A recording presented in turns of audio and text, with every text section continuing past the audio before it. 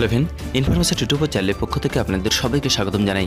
বন্ধুরা, রাজ্য সরকার আর কেন্দ্রীয় সরকার মিলে এক দারুণ সিদ্ধান্ত নিল। যেসব বন্ধুরা ফেসে গেছেন, বিশেষ করে ছাত্রছাত্রী, পরিযায়ী শ্রমিক এবং পুণ্যার্থীরা, তাদেরকে বাড়িতে ফিরিয়ে আনার জন্য এক নতুন প্ল্যানিং করলো রাজ্য সরকার আর কেন্দ্রীয় সরকার মিলে।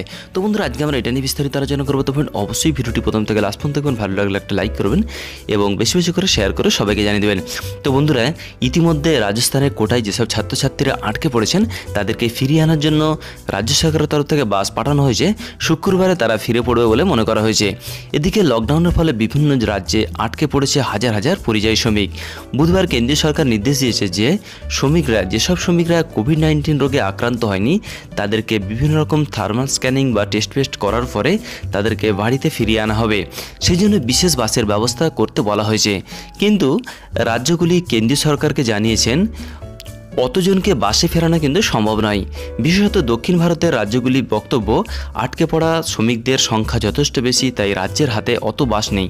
দ্বিতীয়ত, অনেক শ্রমিক দূরের রাজ্যে আটকে পড়েছে এবং অত দূর থেকে বাসে করে কিন্তু আনা প্রচুর ব্যয়বহুল বা খরচ, তাই তারা অন্য চিন্তাভাবনা করছে।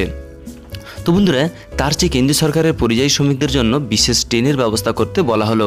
তো কেন্দ্রীয় সরকার জানিয়েছেন রাজ্যগুলির প্রস্তাব ভাবনা চিন্তা করা হচ্ছে। যদি মনে করা হয় তাহলে কিন্তু ট্রেনটাও শুরু করা হতে পারে।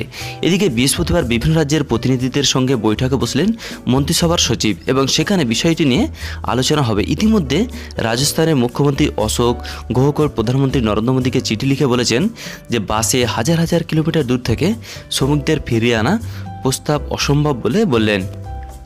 এদিকে বিহারের উপমুখ্যমন্ত্রী সুশীল মোদী টুইট করে বলেছেন, ভিন্ন রাজ্যে আটকে পড়া শ্রমিকদের জন্য কেন্দ্রীয় সরকার বিশেষ ট্রেন দেওয়া উচিত। ট্রেন না দিলে কিন্তু অত দূর থেকে শ্রমিকদের বাসে করে আনা সম্ভব নয় বলে স্পষ্টভাবে জানিয়ে দেওয়া হলো।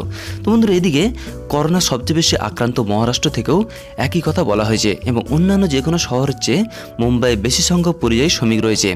এদিকে তামিলনাড়ু থেকে কেন্দ্রীয় সরকারকে জানানো হয়েছে যে এই রাজ্য থেকে প্রায় 4 লক্ষ শ্রমিক ভিন্ন রাজ্যে গিয়েছে এবং তাদের বেশিরভাগই আছে বিহার এবং পশ্চিমবঙ্গে এবং তাদের সড়ক পথে ফিরিয়ে আনা সম্ভব নয়। আর এর পাশাপাশি বহু রাজ্য চায় না যে পরিযায়ী শ্রমিকরা সকলে বাড়ি চলে যান, কারণ তারা লকডাউনের পরে কলকারখানা খোলার পরিকল্পনা করছে।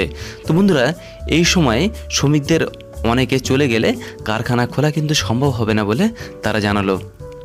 তো বন্ধুরা, তাই বিভিন্ন রকমভাবে পরিকল্পনা করা হচ্ছে এবং যেভাবে হোক বা যেমন করে হোক পরিযায়ী শ্রমিক এবং বিশেষ করে পুণ্যার্থী এবং পড়ুয়াদের বাড়িতে ফেরানোর জন্য। তো বন্ধুরা, আমাদের উদ্দেশ্য ছিল এই ছোট্ট একটা ইনফরমেশন আপনার কাছে পৌঁছে দেওয়া। যদি ভালো লেগে থাকে তাহলে অবশ্যই লাইক করবেন এবং বেশি বেশি করে শেয়ার করে সবাইকে জানিয়ে দেবেন। নিজেও ভালো থাকুন এবং সবাইকে ভালো রাখার চেষ্টা করুন। Thank you friend, thank you for watching.